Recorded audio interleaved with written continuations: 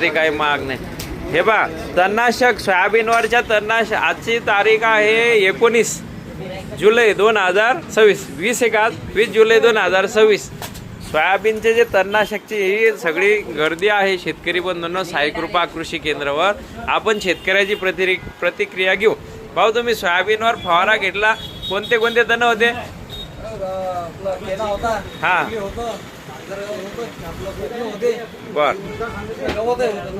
सगळं लय होतं का कमी होतं? लय होतं, सगळं झालं का कवर? तुम्हाला मी गॅरंटी दिली होती का तणनाशकची की बा सगळे तण मरतील म्हणून?